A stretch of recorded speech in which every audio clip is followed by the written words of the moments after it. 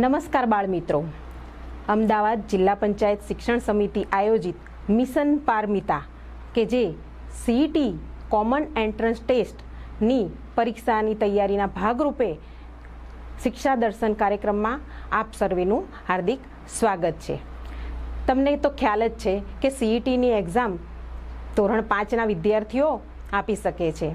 Pass થવાથી સરકારશ્રીના ઠરાવ મુજબ વિવિધ શાળામાં પ્રવેશ મેળવી શકે છે. તેથી પરીક્ષા તો આવી રહી છે, તૈયારી તો થોડી જરૂરી જ છે. તો ચાલો આજે આપણે પર્યાવરણ વિશે થોડું જાણીશું, થોડું શીખીશું. અને મને તો ખબર જ છે કે તમે બધા જ હોશિયાર છો, જે પણ કંઈ ભણશો તે તમને આવડી જ જશે. તો ચાલો હવે આપણે શરૂ કરીએ. મજાની ઇન્દ્રિયો. તમને ખબર જ છે કે આપણા શરીરની ઇન્દ્રિયો કેટલી છે? આપણા શરીરની ઇન્દ્રિયો 5 છે. આંખ, નાક, જીભ, ત્વચા એટલે કે જેને તમે ચામડી કહો છો, અને કાન. ચલો જવાબ આપો, કેટલી ઇન્દ્રિયો કહી મેં? હા, 5. બાળ મિત્રો, આપણા શરીરની ઇન્દ્રિયો કુલ 5 છે. કઈ કઈ? ચલો ફરીથી બોલું છું, સાંભળજો. આંખ, નાક, જીભ, ત્વચા અને કાન.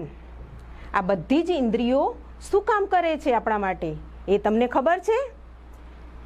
આંખ, તો આંખ શું કામ કરે છે? તે જોવાનું કામ કરે છે. નાક, તે ગંધ કે સુગંધ સૂંઘવાનું કામ કરે છે. જીભ, ઓહો જીભ તો તમે જે પણ ખોરાક ખાઓ છો તેનું સ્વાદ પારખવાનું કામ કરે છે, બરાબર ને? હવે આવી ત્વચા. ત્વચા એટલે કે ચામડી. તેના દ્વારા તમે ઠંડુ છે, ગરમ છે, લીસું છે કે ખરબચડું છે તે સ્પર્શ દ્વારા જાણી શકો છો. અને કાન, તો કાન દ્વારા તમે જે પણ કંઈ અવાજ ચારે બાજુ થઈ રહ્યો છે તે સાંભળી શકો છો. એટલે આ 5 ઇન્દ્રિયો એટલે કે જોવાનું, સૂંઘવાનું, ચાખવાનું, સ્પર્શ કરવાનું અને સાંભળવાનું કામ કરે છે. તો હવે એના વિશે તમે જાણી જ ગયા છો. હું તમને થોડા પ્રશ્નો પૂછીશ. મને ખબર છે અને મેં કહ્યું પણ કે તમે હોશિયાર જ છો. તો આ 5 ઇન્દ્રિયો વિશે આપણે થોડા પ્રશ્નો જોઈશું. તો ચાલો, પહેલો પ્રશ્ન છે કે માધુરીને અગરબત્તીની સુગંધ આવી. શેની સુગંધ આવી? અગરબત્તીની. દૂર ક્યાંક અગરબત્તી સળગતી હશે અને માધુરીને એની સુગંધ આવી. તો તે કઈ ઇન્દ્રિયથી જાણી શકી હશે? બોલો બાળ મિત્રો, જવાબ બોલો. બહુ જ સહેલો છે. આંખ આવે, નાક આવે, ત્વચા આવે કે જીભ આવે? બોલો. હા, સુગંધ શેના દ્વારા તમે સૂંઘી શકો છો? નાક દ્વારા. તો એનો જવાબ આવશે નાક, બરાબર ને? હવે આપણે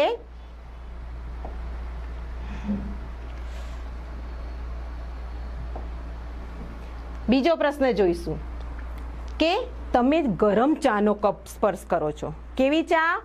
ગરમ ચા. તો કઈ ઇન્દ્રિયોનો ઉપયોગ થાય છે? ગરમ ચાનો કપ તમે સ્પર્શ કર્યો. હવે એમાં કઈ ઇન્દ્રિયોનો ઉપયોગ થાય છે? આંખ, નાક, ત્વચા કે જીભ? બોલો બાળ મિત્રો, બહુ જ સહેલો પ્રશ્ન છે. શેનો ઉપયોગ થાય? ગરમ વસ્તુને અડો તો શેનો ઉપયોગ થાય છે? ત્વચાનો. હા, ત્વચાનો ઉપયોગ થાય છે, બરાબર ને? આવા જ સહેલા પ્રશ્નો આપણે અભ્યાસ કરીશું. સહેલા તો નહીં, પણ તમે ભણ્યા, ધ્યાન આપ્યું એટલે તમને સહેલા લાગી ગયા. એટલે હવે અહીંયા ધ્યાન આપજો. હવે આગળનો પ્રશ્ન આપણે જોઈએ. ત્રીજો પ્રશ્ન કે સાહિલે તીખું મરચું ખાધું. કેવું મરચું ખાધું? તીખું મરચું ખાધું. તેની અસર કઈ ઇન્દ્રિય દ્વારા ઓળખાય છે? ખાધું, બરાબર. હવે એની અસર થઈ હશે તો કઈ ઇન્દ્રિયો દ્વારા એને ખબર પડી કે તીખું છે મરચું? આંખ દ્વારા, નાક દ્વારા, ત્વચા દ્વારા કે જીભ દ્વારા? બોલો બોલો. તીખું મરચું, હા, જીભ દ્વારા. કઈ ઇન્દ્રિય દ્વારા એને ખબર પડી કે જીભ દ્વારા એને ખબર પડી તેના ટેસ્ટથી કે મરચું તીખું છે અને તીખાશનો જે સ્વાદ છે એને જીભ દ્વારા ખબર પડી. હવે આગળનો પ્રશ્ન, ચોથો પ્રશ્ન. હવે રાત્રે તો અંધારું હોય, બરાબર? અંધકારમાં કઈ ઇન્દ્રિય સૌથી વધુ સહાય કરે છે? અંધકારમાં કઈ ઇન્દ્રિય સૌથી વધુ સહાય કરે છે? આંખ, નાક, ત્વચા કે જીભ? બોલો. અંધકારમાં જોવાનું કામ તો કોનું છે? કઈ ઇન્દ્રિયનું છે? હા, આંખનું છે. કોનું છે? આંખનું છે. તો આનો જવાબ આવશે કે આંખ.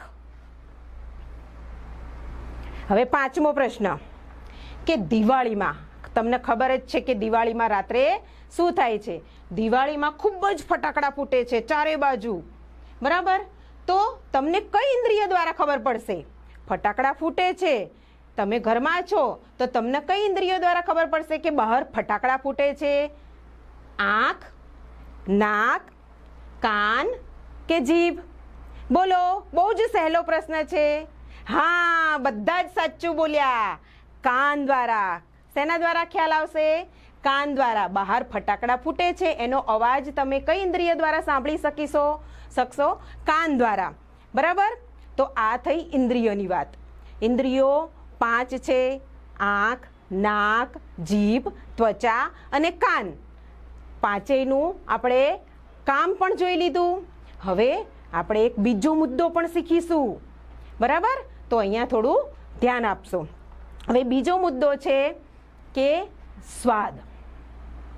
તમે કેટલા સ્વાદ અનુભવી શકો છો જીભ ઉપર? ખ્યાલ છે તમને? સ્વાદ કેટલા હોય છે? તો સ્વાદ 6 હોય છે. ખાટો એ આપણે જોઈએ. આપણે 6 પ્રકારના સ્વાદ અનુભવી શકીએ છીએ. પહેલો ખાટો, બીજો ખારો, ત્રીજો તીખો, ચોથો કડવો, પાંચમો ગળ્યો અને છઠ્ઠો તુરો. આ 6 પ્રકારના સ્વાદ આપણે ચાખીએ છીએ, અનુભવીએ છીએ. હવે આપણે ખોરાક તો ખાઈએ જ છીએ. તો આપણે જે ખોરાક ખાઈએ છીએ તેમાં એક કે તેથી વધુ સ્વાદનું મિશ્રણ હોય છે. જુદા જુદા પ્રકારના સ્વાદ ખોરાકને ભિન્નતા લાવે છે. દરેક વ્યક્તિને ભૂખ લાગે છે અને ખોરાકની જરૂર પડે છે. એટલે કે ખોરાક શક્તિ પ્રદાન કરે છે. આપણે જે ખોરાક ખાઈએ છીએ પછી તેનું પાચન થાય છે. હવે દરેક સજીવો, પશુ હોય, પંખી હોય કે માણસ હોય, દરેકને ખોરાકની જરૂર પડે છે. એ ખોરાક દરેકને શક્તિ પ્રદાન કરે છે. જેમ કે ચાલવું, દોડવું, કંઈ પણ કસરત કરવી, કંઈ કામ કરવું, દરેક માટે શરીરને શક્તિની જરૂર પડે છે. અને આ શક્તિ આપણને ખોરાક દ્વારા મળે છે.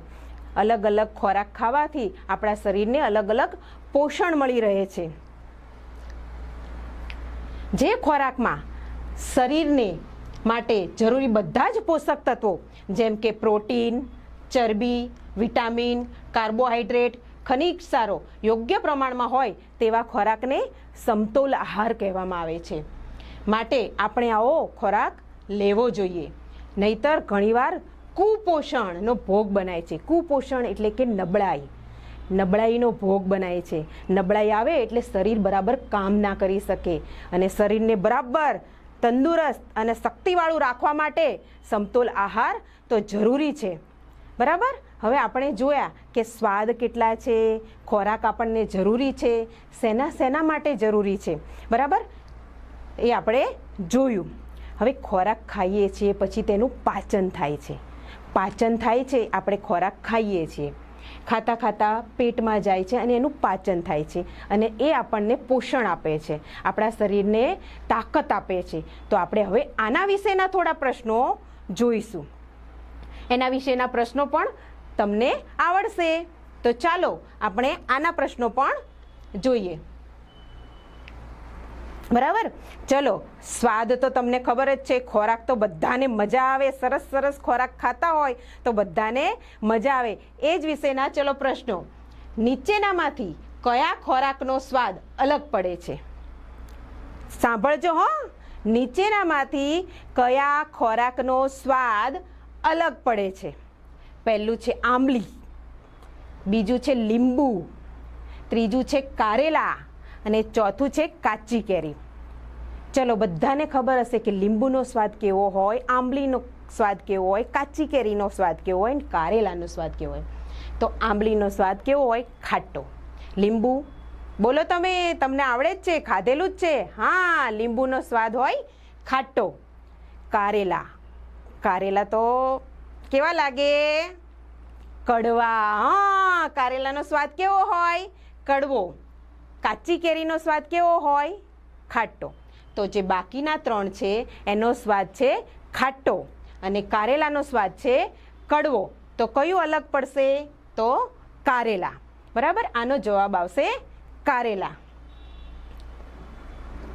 હવે આગળનો પ્રશ્ન જોઈએ. નીચેનામાંથી કોનો સ્વાદ જીભ પર મૂકવાથી ખબર નથી પડતી, પરંતુ તેને ચાવવાથી ખબર પડે છે? જીભ ઉપર મૂકીએ અને સ્વાદ નથી ખબર પડતી, પણ એ જે ખોરાક છે એને ચાવીએ પછી ખબર પડે છે. તો હવે આપણે એના વિકલ્પ જોઈએ કે ગોળ, વરિયાળી, ખાંડ કે આંબલી.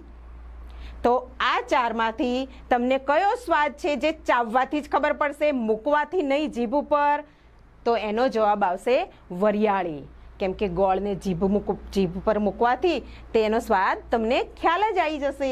એવી રીતે ખાંડનો પણ ખબર પડી જશે અને આંબલીનો પણ ખબર પડી જશે. પણ વરિયાળી એક એવી વસ્તુ છે કે જેને ચાવ્યા પછી તમને ખબર પડશે. વરિયાળી, જીરું, અજમો આ એવો ખોરાક છે કે જે ચાવ્યા પછી તમને એનો સ્વાદ ખબર પડશે. એમનામ જીભ ઉપર મૂકવાથી નહીં ખબર પડે.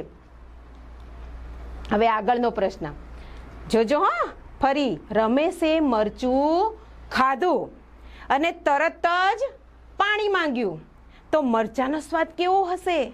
મરચું, બધાને ખબર છે કે મરચાંનો સ્વાદ કેવો હશે. તો જુઓ, ખાટો હશે, તીખો હશે, કડવો હશે કે ગળ્યો હશે? બોલો.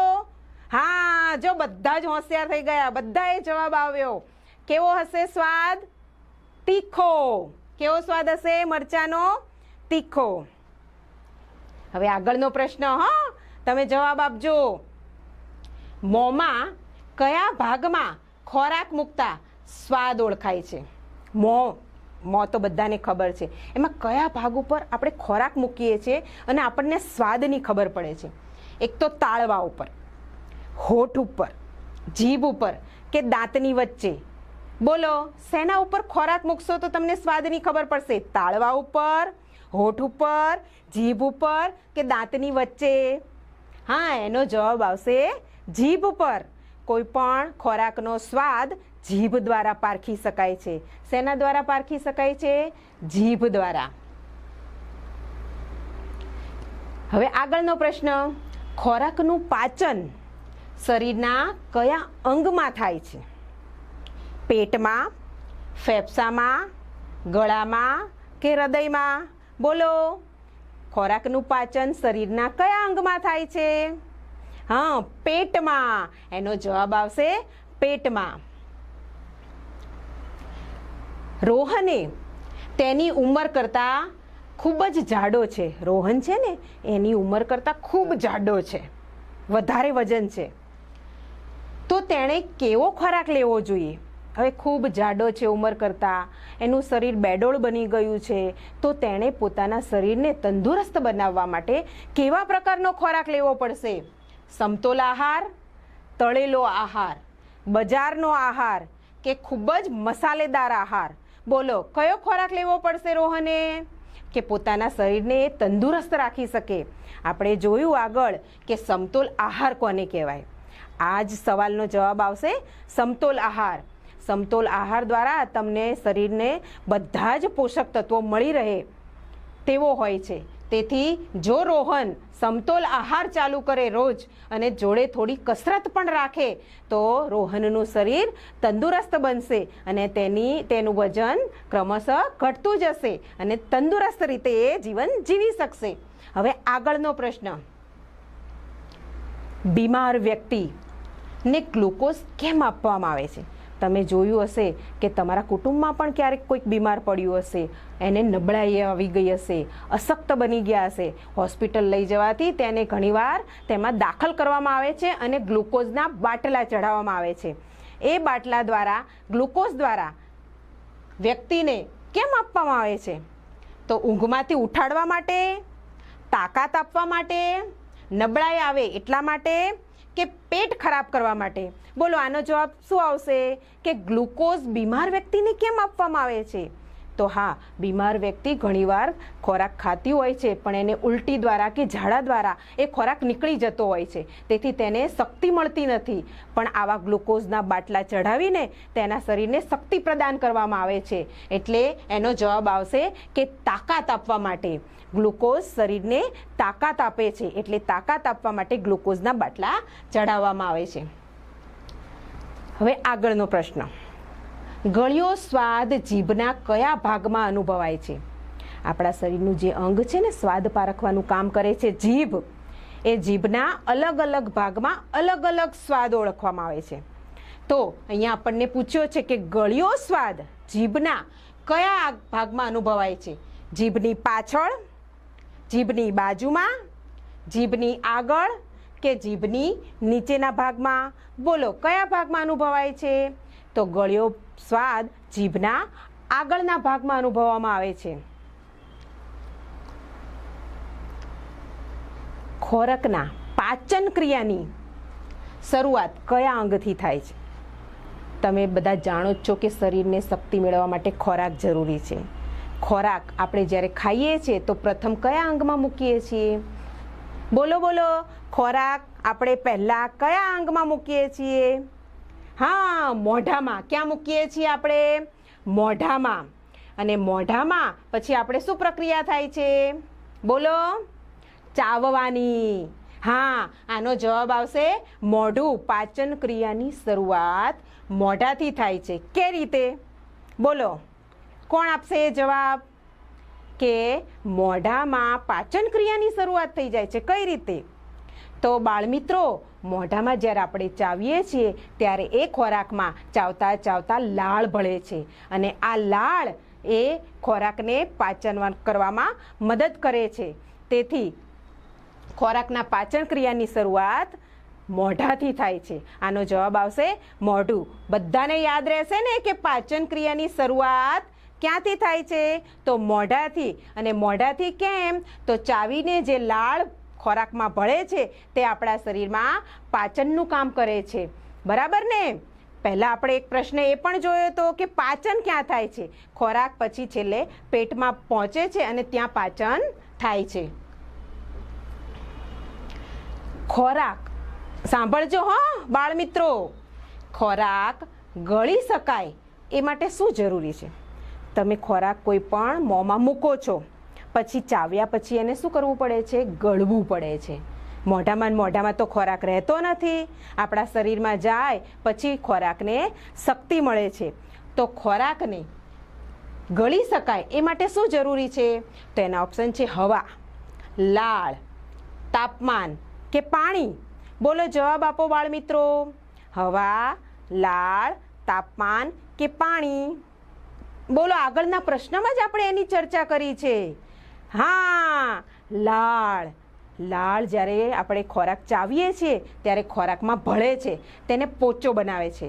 તમે જોયું હશે કે જ્યારે તમે કોઈ કડક જામફળ ખાઓ છો, એને ધીમે ધીમે ધીમે ચાવો છો, પછી એ મોઢામાં પોચું બને છે, એમાં લાળ ભરાય છે, લાળ મિક્સ થાય છે અને પછી તે ગળવામાં સરળતા રહે છે. માટે જ ખોરાક ગળી શકાય તે માટે લાળ જરૂરી છે. ખ્યાલ આવ્યો? આ બધું જ તમે પહેલેથી જોયું. ઇન્દ્રિયો કેટલી, સ્વાદ કેટલા, ખોરાક શા માટે જરૂરી છે, ખોરાક આપણને શું આપે છે અને કેવો ખોરાક ખાવો જોઈએ. ચલો, કેવો ખોરાક ખાવો જોઈએ? કેવો ખોરાક ખાવો જોઈએ? બોલો બાળમિત્રો.